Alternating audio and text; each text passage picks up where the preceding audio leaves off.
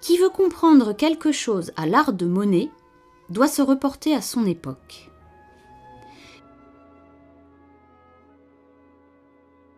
Jean-Claude Monet est né à Paris en 1840 et a vécu en banlieue à Argenteuil.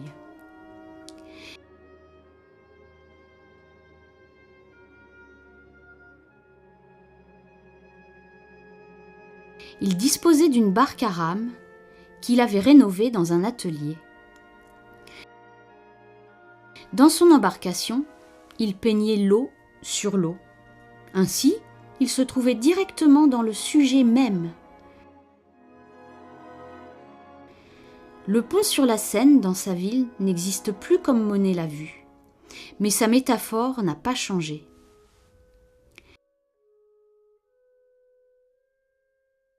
Pour Monet, un pont est une victoire sur la nature et un signe de sa soumission, un signe de civilisation. Laissons-nous guider par Monet sur la Seine, depuis Argenteuil jusqu'à l'océan.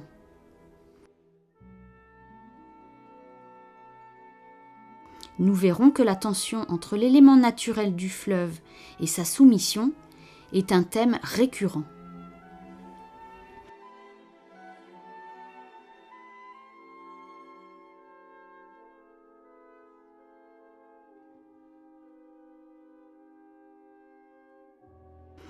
À 60 km de Paris, on trouve le village Véteuil au bord de la Seine. Tourmenté par des soucis d'argent, le peintre déménage dans une petite maison dans ce village en 1878.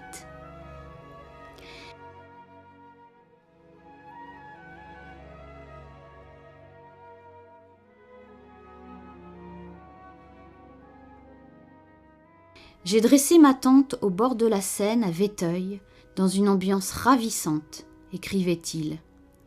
Et il peignait depuis la terre ferme, ou sur son bateau, les bords de la Seine et le petit village avec son église romaine.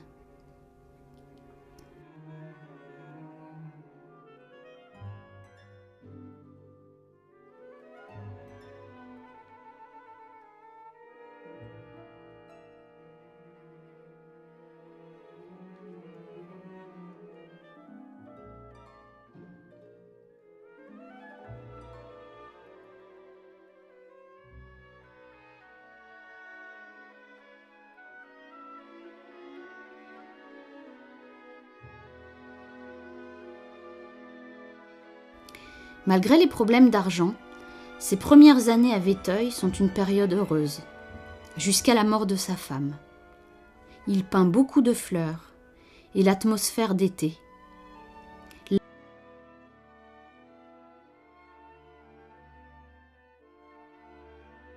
Là, il peut profiter du verger sans limite.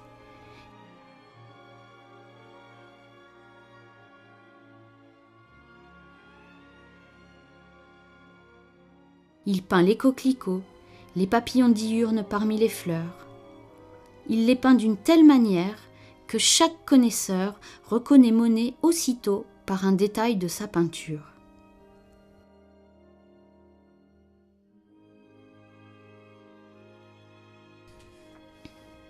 En 1881, il déménage de nouveau. Retour à Paris. Mais la vie dans cette ville ne lui donne pas d'inspiration. Alors il voyage beaucoup en Normandie.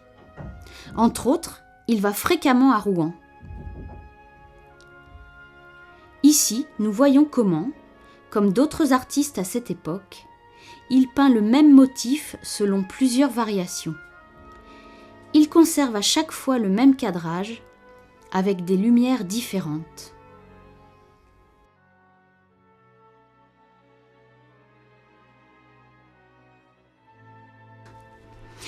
Monet louait une chambre en face de la façade occidentale et il la reproduisit à différents moments, encore dans le brouillard du matin, jusqu'à l'instant des derniers rayons du soleil le soir.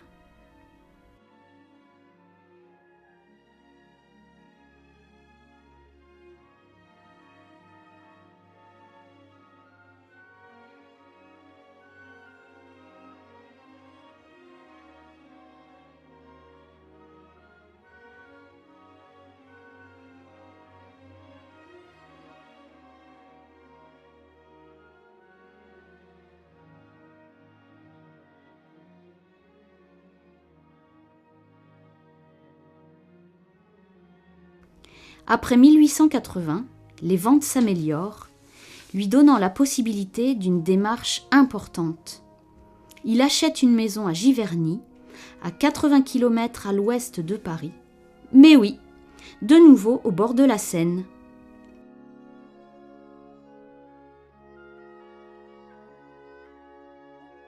Il y était déjà venu plus tôt.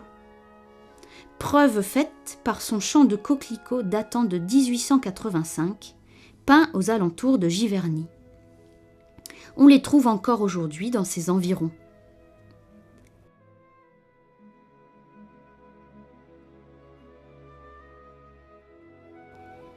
La maison est importante, mais c'est le jardin qui devient son paradis. Surtout les nénuphars et les iris, qu'il a peint si merveilleusement qu'aujourd'hui encore, des centaines de milliers de touristes visitent le jardin pour goûter un peu de cette ambiance.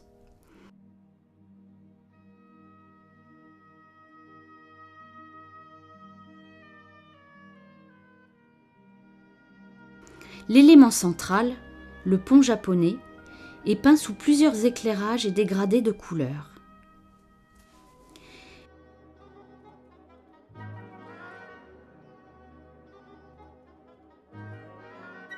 Parlant de Monet et de son art, il ne faut pas seulement penser à ses peintures. Le jardin, dans lequel les couleurs et les formes des plantes étaient composées par Monet selon ses propres idées, devenait une forme d'art en lui-même.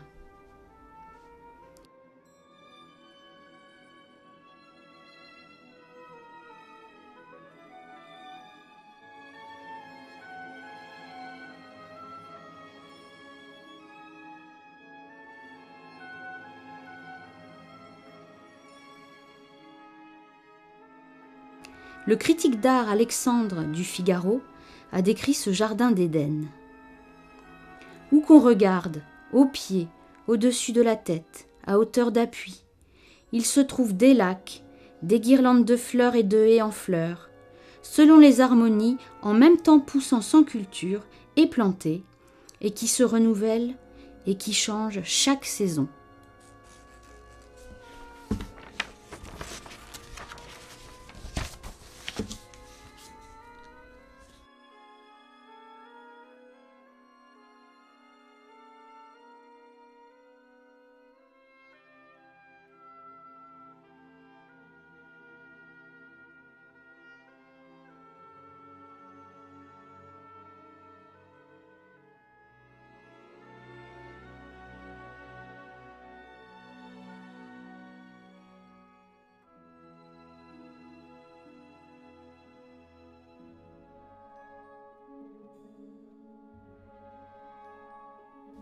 Monet, cet homme qui passa une bonne partie de sa jeunesse au Havre, à quelques kilomètres de l'océan Atlantique, est-il pensable qu'il ne peigne que des fleuves et des lacs ? Non, bien sûr. La côte et la mer ont eu également une grande force d'attraction sur cet artiste. Il ne cesse de regarder la mer déchaînée à Étretat. Surtout les hautes falaises de rochers, la Manne-Porte, qui fut souvent au bout de son pinceau. Aujourd'hui encore, nous pouvons voir ce lieu inchangé. Ça nous donne l'occasion de comparer l'impressionnisme de Monet et l'image photographique. La même chose se passe lorsqu'on observe les formations de rochers, porte d'amont et porte d'aval. Le village de pêcheurs d'Honfleur, pas loin, pittoresque en son temps et encore aujourd'hui, n'a pas échappé non plus à son attention.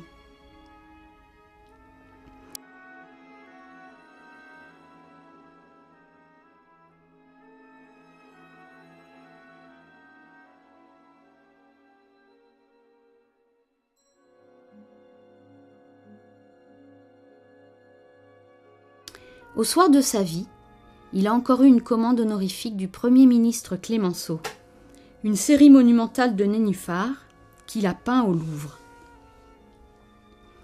Malgré 2 opérations des yeux, sa vue diminuait, si bien que ses peintures devenaient de plus en plus floues et indistinctes. En 1926, Cette signature est posée pour la dernière fois.